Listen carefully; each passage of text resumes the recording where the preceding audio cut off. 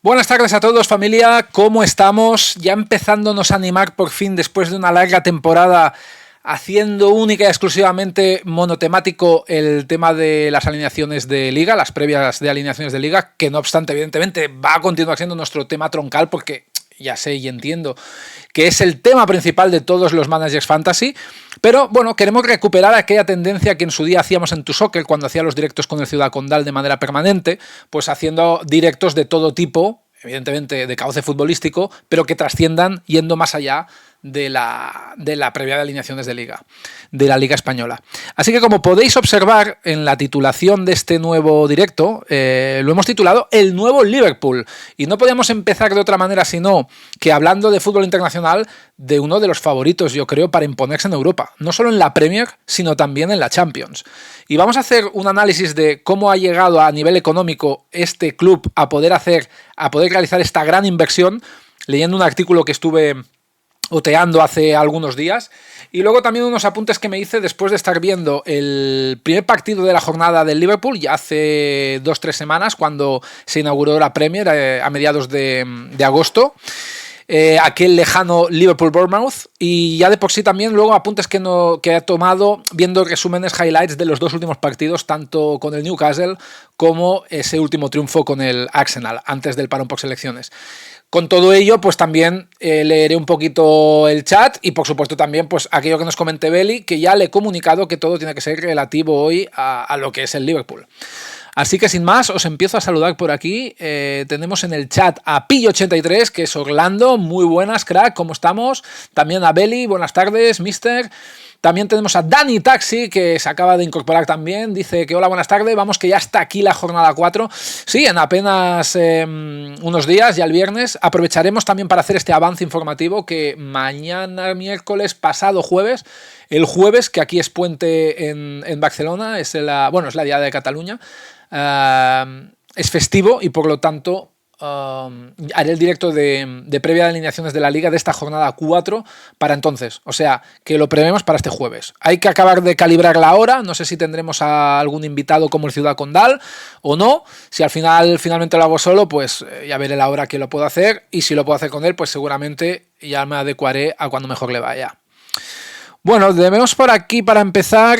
Beli nos comunica que para esta jornada 4, también coincidiendo jornada 4 de la Premier League, este domingo 14 de septiembre tenemos en la hora española a las 5 de la tarde el Burnley. Tenemos un Liverpool-Everton, por cierto, ya que vamos a estar hoy hablando y haciendo especial énfasis en el Liverpool, que sepáis, madre mía, ya tenemos aquí a la bicha que acaba de saltar, bienvenida, tú también. El Liverpool-Everton, que se va a jugar el derby del Merseyside, Blue y Red. Vamos a tener este Liverpool-Everton para la 1:30 del sábado 20 de septiembre. O sea que también tenemos un partidazo Liverpool-Everton, donde vamos a ver si el Liverpool sigue haciéndose condición de favorito, como hasta ahora podemos etiquetar. También tendremos la fase de grupos en la vuelta de la esquina de la Champions League, que también hago aquí un llamamiento a aquellos que queréis jugar al Fantasy, que estamos ya maniobrando con los enlaces de la Champions. Y nada, aquí hay más partidos, pero todo esto ya lo dejaremos para más adelante. Así que sin más, vamos ya con ello sobre todo al reportaje al que yo quería comunicar el porqué. Sí, el porqué este Liverpool ha podido hacer tales inversiones en fichajes. ¿De dónde ha sacado tantísimo dinero para realizar los fichajes que ha realizado? Porque ha sido una auténtica pasada. Vamos a mirar por aquí en el soporte de Google, que evidentemente he intentado buscar algunas fotos chulas para la ocasión. Y el artículo de por sí que he estado leyendo en el documento de una crónica creo que era de Mundo Deportivo, por Alex Calaf, no sé si data de la semana pasada ya o principios de esta, yo creo que de la semana pasada, finales de la semana pasada. Se titula así, reza lo siguiente. El titular: Estrellas mundiales, falacias y mucho músculo. Creo que este título es bastante contundente con respecto a lo que nos vamos a encontrar. Estrellas mundiales, por supuesto, todas las que vemos aquí del Liverpool, que es el tema central de hoy. Falacias por las malas lenguas, evidentemente, por todo el lenguaje económico. ¿Cómo se traduce eso? Es decir, ¿de qué manera puede influenciar de decir de dónde ha sacado tanto dinero el Liverpool para fichar lo que ha fichado? ¿Cómo ha cometido esta inversión? Y evidentemente eso hace alusión al último punto, que es mucho músculo. Así que este es el titular de este reportaje, de este artículo: Estrellas mundiales, falacias y mucho músculo. Así ha sido el mercado del Liverpool. En el club de Anfield se han gastado casi 500 millones de euros para incorporar a futbolistas de la talla de Alexander Isak, Florian Wirtz o Hugo Ekitike. No han sido los únicos, puesto que también llegaron otros cracks como Kerkez o Frimpong. Hay un dato sobre el mercado de fichajes que ha dado la vuelta al mundo. El Liverpool se ha gastado 481,9, o sea, prácticamente 482 millones de euros. Lo que toda la liga, vamos, que han sido 684 millones, o sea que apenas a 100 millones de diferencia lo que ha generado el Liverpool con lo que ha gastado aquí la liga. Una situación que ha generado muchísimo debate entre los amantes del fútbol y en especial entre los seguidores de la Liga Española. Mientras los clubes de la liga hacen malabares para inscribir a sus jugadores, en Inglaterra casi todos los clubes pueden reforzarse con fichajes estelares y de primer nivel. Entonces, ¿está el Liverpool dopado? ¿De dónde sacan el dinero en Anfield? Es importante contextualizar cuánto dinero ha destinado realmente el Liverpool en traspasos este verano. Sabemos que han gastado cerca de 500 kilos en altas, pero también han firmado bajas importantes. El resultado, el gasto neto, es lo que verdaderamente le ha costado el Liverpool este mercado veraniego de fichajes. En total, y ahí vamos, el gasto de todo el Liverpool en este mercado estelar de fichajes es de 262,5 millones de euros. ¿Qué pasa, chiqui? Tengo ya la gata alterada, no sé qué le pasa. Gestión admirable. El espectacular mercado del Liverpool se explica por 3 razones muy sencillas. Una planificación a largo plazo muy cuidada, una gestión financiera acertada y un aumento de los ingresos generalizados en todos los clubes de la Premier, por el innegable atractivo que genera la competición. El Liverpool ha gastado mucho, pero también porque ha percibido mucho. Los Reds son un habitual de la Champions League y uno de los mejores equipos cada temporada en Inglaterra, y eso se traduce también en más dinero. Así las cosas. Mejores premios, mejores patrocinios y asociaciones comerciales, y más ingresos por retransmisiones. Como campeón de la Premier, solamente hay que pensar en eso, como campeón de la Premier, el Liverpool ingresó 175 millones de libras, o lo que viene al cambio, 201 millones de euros. Fue el club de la liga inglesa del que más partidos de televisión se emitieron, o sea, los partidos que más se televisaron de la temporada pasada, 30 de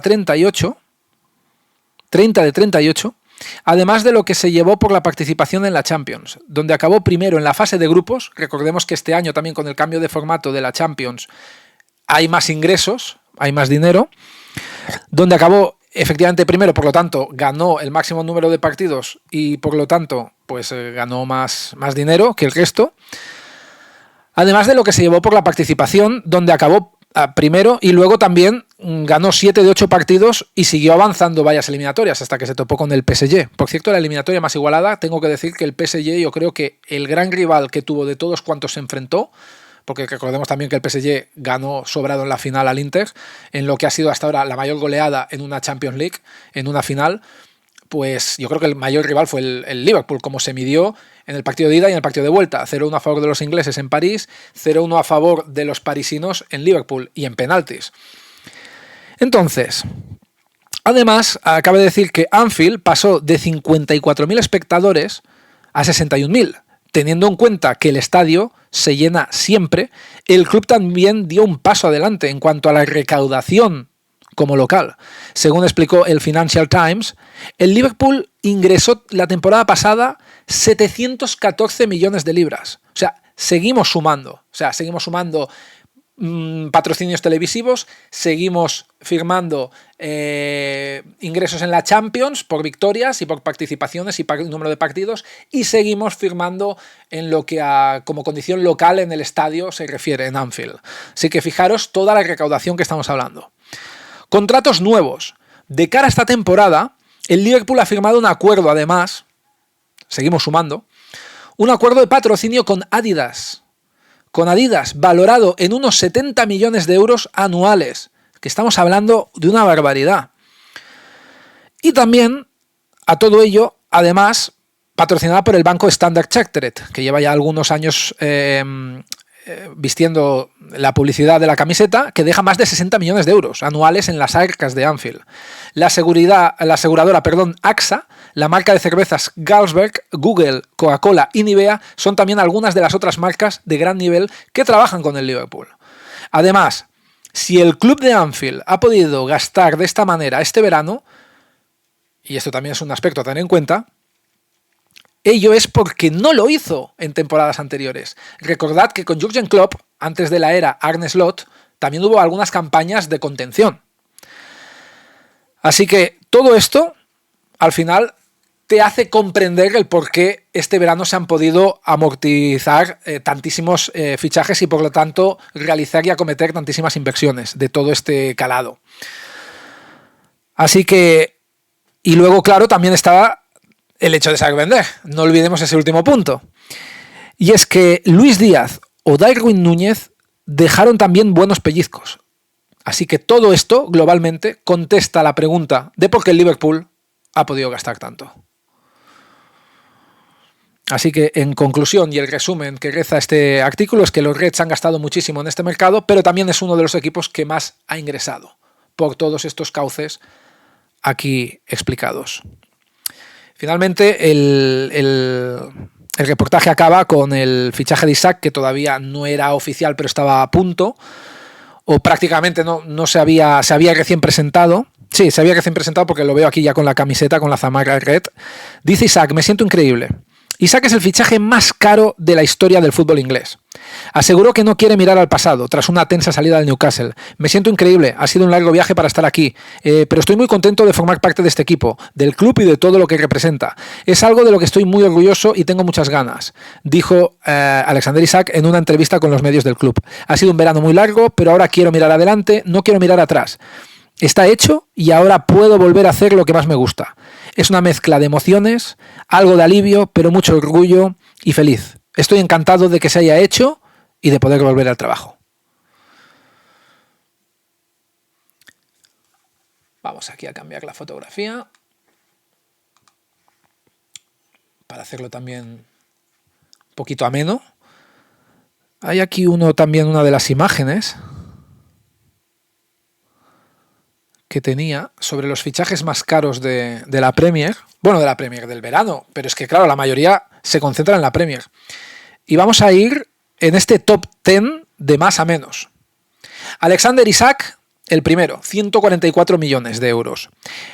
Del Liverpool, claro. El segundo, del Liverpool también, Florian Wirtz, 125 millones. El tercero, ojo, que completa podio, otro jugador red, futbolista recién fichado por 95 kilos, Hugo Ekitike, también del Liverpool.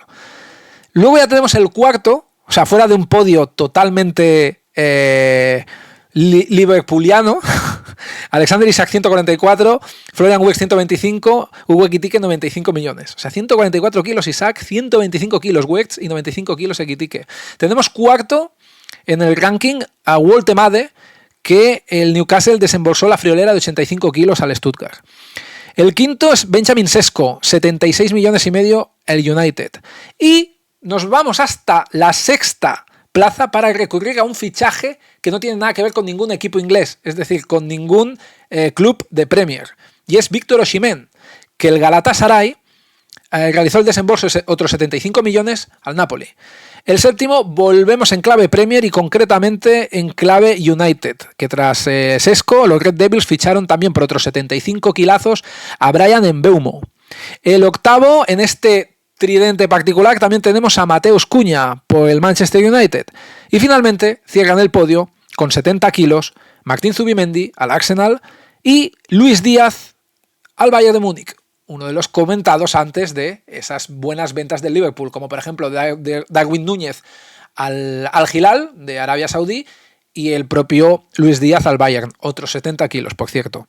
Así que en el top 10, y en resumen y en conclusión, el podio es exclusivamente Liverpool, Isak, Wirtz, Ekitike, y luego seguimos con fichajes Premier como Woltemade del Newcastle, Sesko, Mbeumo y Cunha, todos ellos al United, Zubimendi al Arsenal. O sea, estamos hablando al final 8 del top 10 de ventas caras de este verano, 8 de 10, 8 de la Premier, 8 de la Premier League, 8 de clubes ingleses, y de esos 8 ingleses, particularmente, estamos hablando de 3 del Liverpool, los más caros además, los 3 más caros, y acto seguido Newcastle 1, Manchester United otros 3 y Arsenal el último en liza. Con lo cual, de esos 8 de 10, solo 2 no son ingleses, Osimhen al Galatasaray y Luis Díaz al Bayern.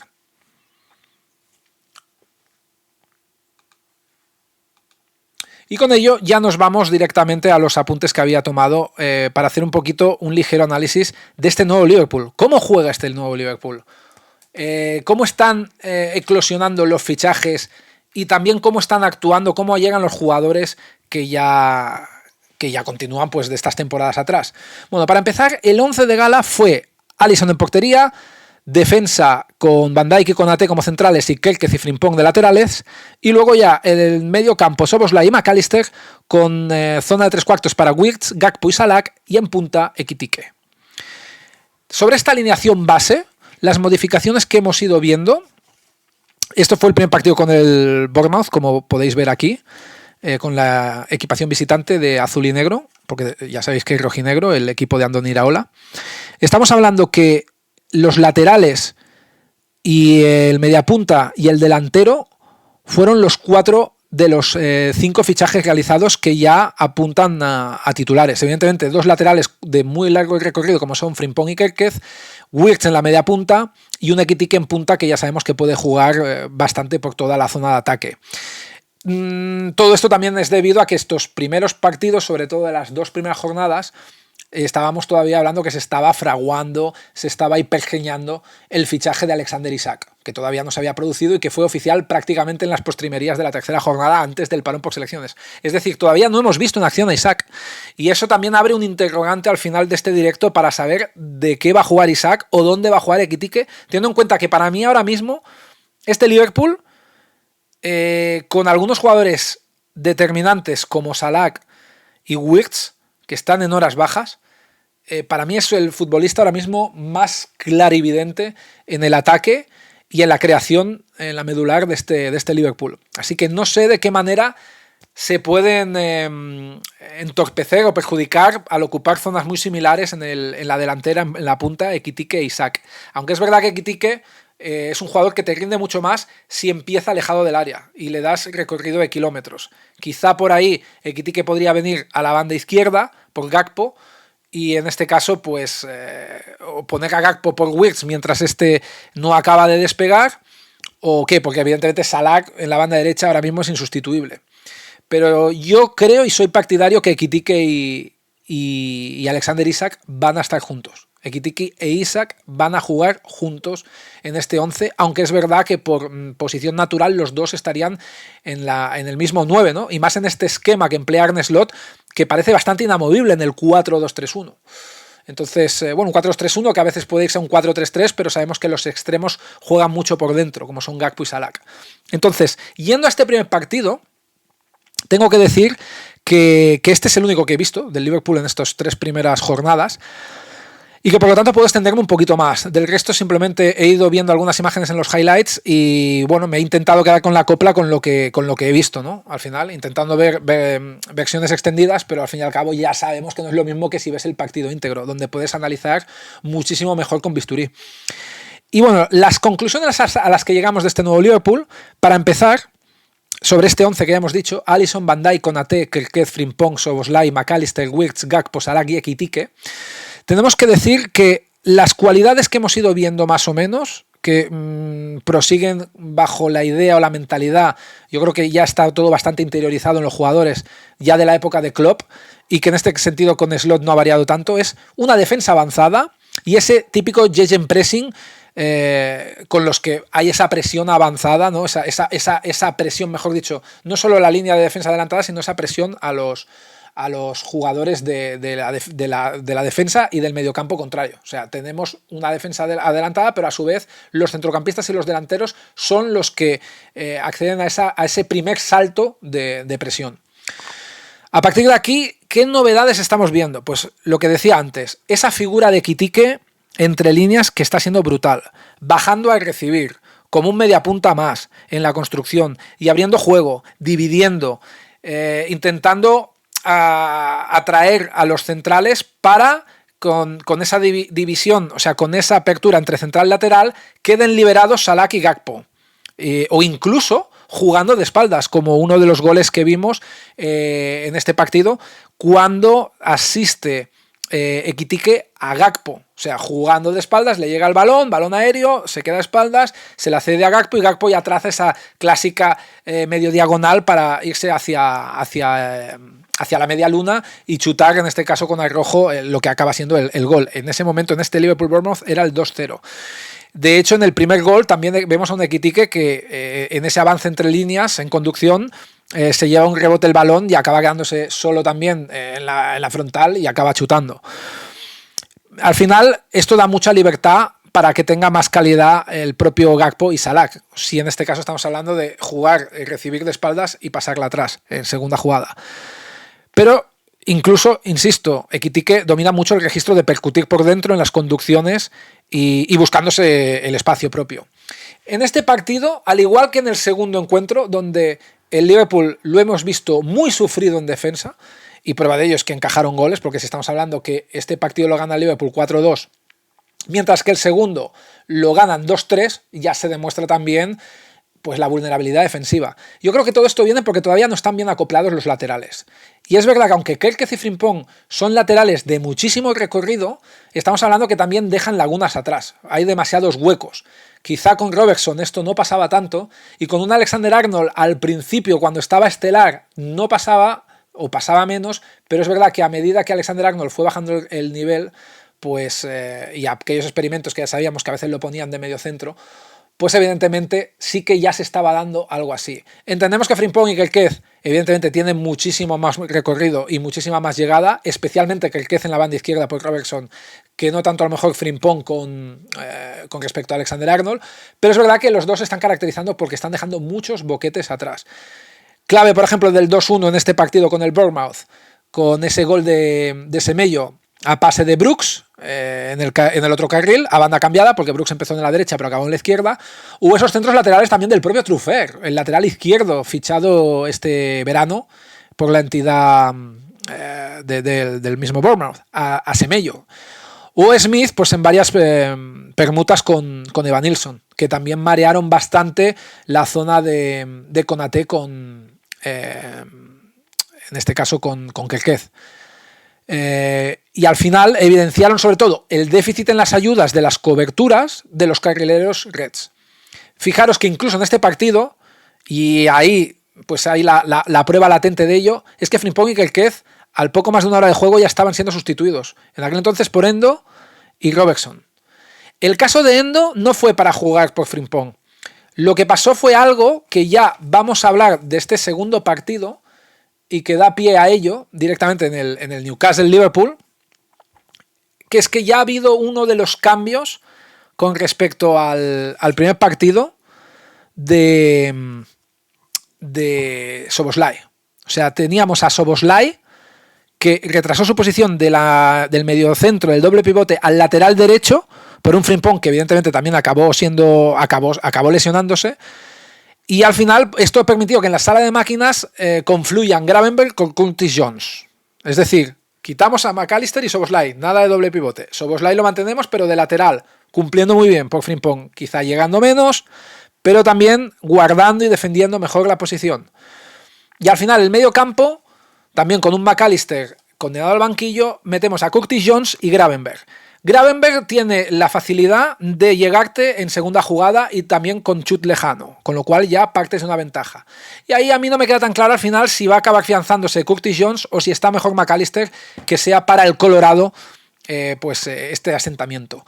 El resto de posiciones fueron exactamente las mismas. Estas han sido las únicas variedades, los únicos matices en este segundo partido con el Newcastle con respecto al de la primera jornada ante el Bournemouth.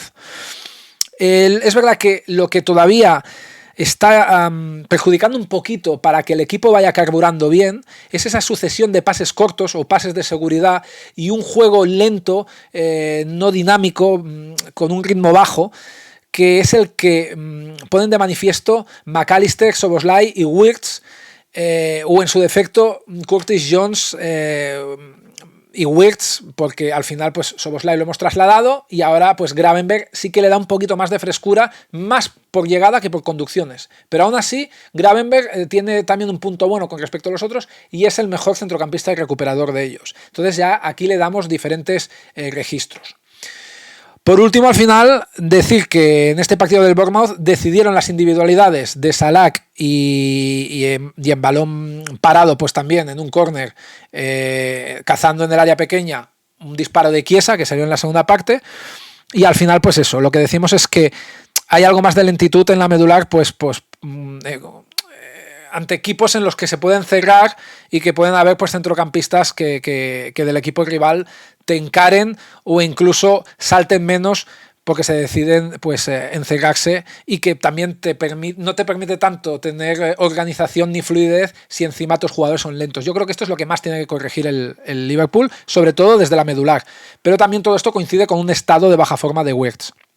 Entonces, en este segundo partido el Newcastle, decir que el centro de de Barnes a Gordon en la parcela de Szoboszlai, yo creo que fue, por así decirlo, el único error de mantenimiento de posición del húngaro en este falso lateral, que esto yo creo que fue también uno de los culpables, pero especialmente Kerkez, porque también a balón parado, no estamos hablando una jugada en movimiento donde puedes dejar la banda desguarnecida, sino a balón parado, una mala cobertura, un mal taponaje, en este caso de Kerkez, que al final pues el gol vino también dado por ese lado, por ese cabezazo a placer también del futbolista del Newcastle, que al final, quieras o no, eso también tuvo que ver.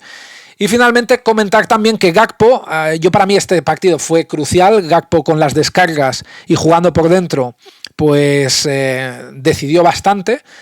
Y yo creo que el Newcastle aguantase fue porque las vigilancias de Livramento de los centrales y de Trippier, eso desactivaron bastante a la zona de 3/4 de creación. Y al final, pues tenemos un caso en el que Gravenberch, como decíamos, pues fusila desde fuera del área con ese buen chut que tiene. Con lo cual yo creo que en esta segunda jornada con el Newcastle y por último en la última con el Arsenal, en lo que es este último partido antes del parón por selecciones, estamos hablando que han habido la intervención de muchos actores secundarios que han definido y que han permitido al Liverpool llevarse todos los puntos posibles en juego en estas 3 jornadas, 9/9, que a lo mejor no hubieran sabido desatascar a priori las estrellas emergentes o consolidadas, pues como el caso de Salah o como el caso de Wirtz o incluso el caso de Ekitike, que para mí fue decisivo en el primer partido, pero también poco a poco se ha ido apagando. Así que al final yo creo que el Pool aprovechó la fragilidad defensiva en la zona de creación con Tonali, Joelinton y Guimaraes, también una contradicción propiamente dicha, porque estamos hablando de jugadores que no saben crear tanto, que lo que decimos, ¿no? Ese fútbol brasileño, ¿no? Ese nuevo fútbol brasileño de Joelinton y Guimaraes que lo caracterizan, que no es un creadores de juego bonito, pero sí que estamos hablando de auténticos músculos que se retozan en el barro del centro del campo y que te cortan todas las jugadas. Pues brillaron por su propia ausencia. O sea, yo creo que los goles que llegaron del Liverpool vinieron por no ser contundentes en la zona de la medular. Así que por aquí, bueno, fue paradójico, pero así fue. Facilitaron varios goles desde la frontal, sobre todo en un mal repliegue, y Ekitike, pues que hizo también de Gravenberch. Al final, que es lo que decíamos, señalado en el gol de Guimaraes, y un Río en Gumoja, que ha sido también una gran novedad. En este caso ya no hablaríamos de un actor secundario, hablaríamos incluso de un actor terciario, ¿no? Que decantó pues el partido que parecía que iba a morir orillando el 2-2. Así que ya para acabar en este partido del Arsenal, que veis esta imagen detectada a cámara lenta, esta fotografía, este fotograma, pues es el libre directo espectacular de Szoboszlai, que también decide el partido. Un partido que iba a parecer un 0-0 y que finalmente se lleva el partido el Pool. ¿Qué decir de los Reds? Pues que este quizás es el único partido en el que demostraron mayor entereza defensiva, a diferencia de los encuentros anteriores, pero aquí faltó gol, porque se vieron más acusados que nunca los hombres de 3/4 que hablábamos, los actores principales. Y al final pues vimos a un Szoboszlai que pudo rescatar al equipo inglés. Conclusión, en esta última alineación vemos ya un Szoboszlai asentado en el lateral derecho, manteniendo a Alisson Van Dijk con Ate Kerkez, volviendo McAllister, que no acabó de convencer a Arne Slot la inclusión de Curtis Jones, mantenido por un Gravenberch que ya sí también se acaba de afianzar ahí, y arriba pues al final Gakpo, Wirtz, Salah y Ekitike. Ahora vamos a tener a un Wirtz que salió lesionado, pero al final parece ser que fue una falsa alarma porque ha podido jugar estos partidos con su selección, con la selección alemana, con la Mannschaft, los partidos que ha dirigido Julian Nagelsmann. Recordemos que perdieron con Eslovaquia en el partido inaugural, que Alemania no había perdido nunca un partido de fase de clasificación fuera de casa, o sea que fue histórica esta derrota con Eslovaquia, justo en los prolegómenos de una eliminatoria, de un partido en el que el propio Nagelsmann declaró que querían ir a por este mundial. Una Alemania que ya lleva bastante años alejada de lo que es la Mannschaft. Pero bueno, la conclusión es que jugó los 2 partidos y sobre todo en este último, en la segunda jornada de fase de clasificación de Alemania, pudo ganar con un Wirtz también aportando asistencia, así que entiendo que Wirtz ya llegará bien para este partido que nos comentaba antes Beli, que se dará de reanudación en la Premier Liverpool-Everton. Así que esto sería un poquito el análisis de este Liverpool. Voy a leeros por aquí en el grupo porque prácticamente ya estamos, lo que queríamos mencionar.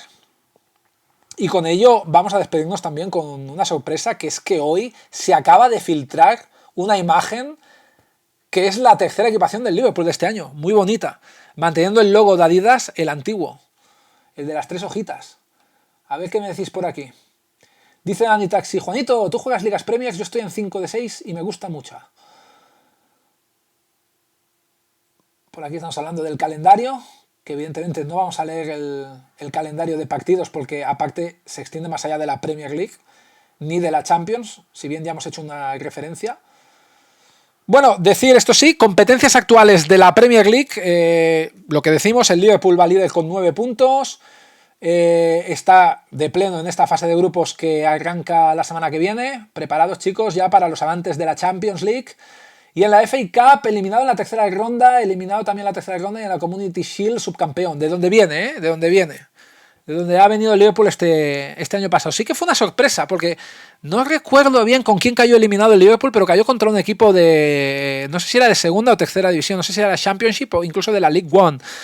Me suena un equipo verde, me suena un equipo de equipación verde, pero ahora mismo no lo recuerdo, pero sí que sé que cayó eliminado en esa tercera ronda de la FA Cup, como también de la Carabao, y en la Community Shield, sí, sorpresa este verano, que fue subcampeón ante el Crystal Palace. Un Crystal Palace que se está convirtiendo en un auténtico matagigantes. Recordemos, ganó en la final de la FA Cup al Manchester City con un gol 1-0. No recuerdo si fue el propio Berechi Etze a pase de Daniel Muñoz. Seguro que el asistente fue el colombiano Daniel Muñoz, pero el gol en la frontal no me acuerdo si fue de Eche. Luego, después de esa victoria sonada que le dio el título de la FA Cup al Crystal Palace, se llevó también la Community Shield frente al Liverpool, que aquí estábamos analizando sus partidos ligueros de Premier. Después de un empate a 2, pues se lo llevaron los del Palace por los penaltis. Y bueno, un Crystal Palace que también ha empezado empatando a 0 con ese Chelsea todopoderoso que viene a proclamarse campeón del Mundial de Clubes, y que ahora vamos a tener también un Crystal Palace bastante expuesto, ¿no?, en cuanto a la calidad de su plantilla, porque se ha visto acusada. Ya sabemos que perdió a Olise el año pasado, que se fue al Bayern, pero es que también ahora acaba de írsele su otra gran estrella, que es Berechi Etze, que se ha ido para el Arsenal. Y que al Arsenal, por cierto, le va a venir muy bien para tapar esos agujeros con las lesiones ahora mismo de Odegaard y Saka. Con lo cual, claro, nos quedamos con un Crystal Palace huérfano de sus estrellas, que prácticamente de la vieja delantera solo queda Mateta, Jean-Philippe Mateta. Y que a todo ello, pues ahora se va a unir una nueva jornada de fichajes, curiosamente conocidos de la Liga Española, como son Crisantus Uche o el mismísimo Jeremy Pino. Veremos también el Crystal Palace de qué manera se defiende para esta liga.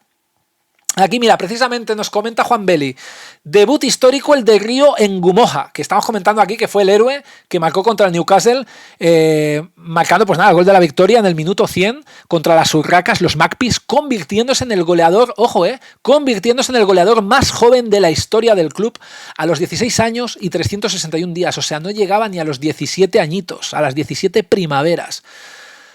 Bueno, aquí estamos hablando que los últimos fichajes de Alexander Isak, por el correspondiente a 125 millones de libras, que son los que al cambio ya hemos hecho la traducción en 144 millones de euros, desde el Newcastle, estableciendo un nuevo récord de transferencia británico. De hecho, estamos hablando que los fichajes más caros de la historia del fútbol han sido Mbappé y Neymar.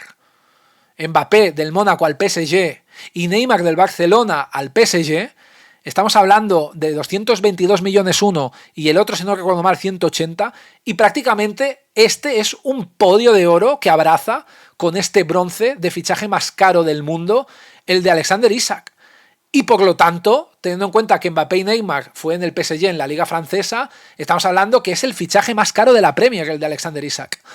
El tercero del mundo y el primero de la Premier. A ver, estadísticas de partidos. Mayor victoria 4-2 contra el Bournemouth, que esto fue el 15 de agosto del 2025. La mayor asistencia, 60.000 espectadores en el partido contra el Arsenal, el 31 de agosto. Y la menor asistencia, otros 60.000 en el día del Bournemouth. Asistentes destacados, bueno, sobre todo Dominik Szoboszlai, el húngaro, que ya lleva 3 asistencias, sin olvidar el golazo que vemos aquí frente al Arsenal. Y luego otro trío, ¿no?, de 3 asistencias de Hugo Ekitike. Los máximos goleadores, el mismo Hugo Ekitike, y luego también compartido, máximo goleador de la temporada además, o sea, va Pichichi en la Premier, Ekitike con esos 3 goles, más Mohamed Salah con otros 2 goles y el mencionado de Dominik Szoboszlai. Vamos a acabar ya el directo poniendo la primera foto, que esta me ha encantado, le da un toque hasta elegante. La posición en la Premier del Liverpool, primero, con 3 victorias, el único que ha hecho pleno, 3 victorias, 0 empates, 0 derrotas, más 4 de diferencia de goles con esos 9 puntos. Y el Liverpool se mueve a día de hoy ya en materia de fichajes para retener a Konaté antes de que se vaya al Real Madrid, porque es verdad que el Madrid se ha llegado a interesar en fichar algún central y Konaté suena mucho para los blancos. Tiene contrato hasta junio del 2026, veremos si lo deja marchar o no. Lo que está claro es que el Liverpool no quiere repetir el caso Alexander-Arnold, mientras que Konaté bromea. Dice, Mbappé me llama cada 2 horas. Ahí el contacto francés, la conexión francesa. El Liverpool contacta a sus agentes para renovar y Konaté de momento aún no ha aceptado ninguna oferta. Estos son los entornos del Madrid que sí que serían, no obstante, optimistas para el próximo año. Y aquí esto no sé de dónde viene, no sé de qué se trata, si lo sabéis, genial, pero aquí leo que Haller se une al PSG y al Liverpool hasta 2028. He leído la noticia porque me sorprendía también que estaría también dentro el Liverpool para esto. Acuerdos plurianuales hasta 2027 y 2008. Presencia en estadios y medios digitales. Sí. Y a todo esto, sí, por supuesto, tenemos que despedirnos así, ¿no, Beli? Ya hemos quedado así. Pongo aquí en portada la pedazo camisetón del Liverpool, esta tercera, muy vintage, nos recuerda, incluso ya por el logo de Adidas original. Esta es la tercera equipación 2025-2026, que se acaba de filtrar hoy mismo, o sea que damos aquí la primicia en cruceta. Colores verdes más inspirados en los 90 y en los 2000 y el regreso del logo Adidas antiguo, el original, el trefoil. Disponible en manga corta, larga y versión corta. Emblema del 97 con llamas eternas en la nuca. Pantalones blancos y calcetines verde mar. Luego también pues equipaciones como la del portero negra y ropa de entrenamiento. Incluye el escudo clásico del 87 al 92. Y ya están habiendo pedidos desde más de 150 países. O sea que estamos hablando que está teniendo un éxito rotundo esta camiseta. Así que nada, con esto ya nos iríamos yendo. De lo que estoy así leyendo en el chat. Bueno, mira, vamos a leer así un poquito histórico, ¿no? Pues para hacerle una despedida un poquito más exótica. Curiosidades del Liverpool. Anfield no siempre fue del Liverpool. Antes de 1892, y estamos hablando de finales del siglo XIX, el estadio era propiedad del Everton, que se mudó a Goodison Park después de una disputa con los dueños. El famoso You'll Never Walk Alone llegó por accidente. Originalmente era una canción de un musical de Broadway, Carousel, y los fans la adaptaron tras escuchar la versión de Jerry and the Pacemakers en los años 60.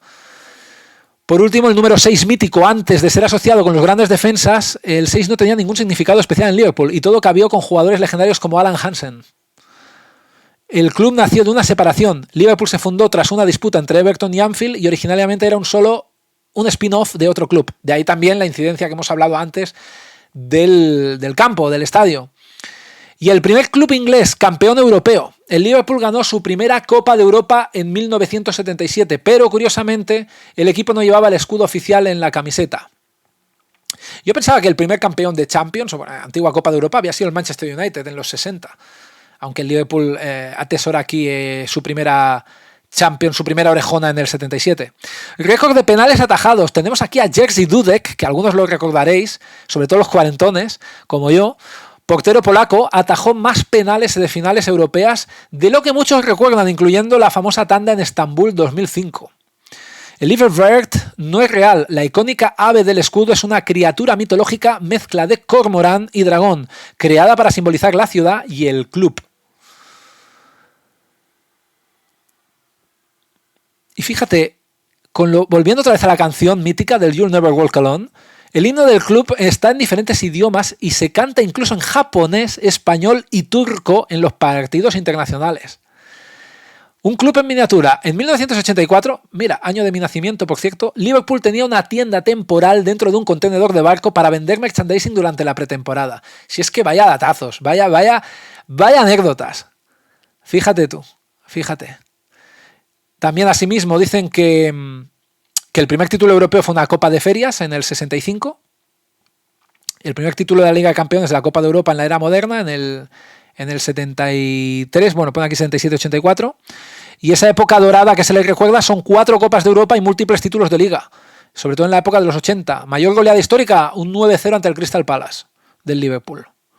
Todo esto made in Liverpool, que para eso estamos haciendo aquí el directo. En el 92, el inicio de la Premier League moderna, tal como la conocemos ahora, el Liverpool queda segundo en la primera temporada. Ya en el 2005, reverberamos ese milagro de Estambul en lo que fue esa remontada de 3-0 contra el Milan y la victoria en penales tras la final de la Champions League que acabó, pues eso, 3-3 y en penaltis, con Steven Gerrard, con Xabi Alonso, ahí de líderes. Y finalmente, pues finalista de la Champions League, derrota contra el Chelsea en penales en el 2012. Aquí no sé qué decirte.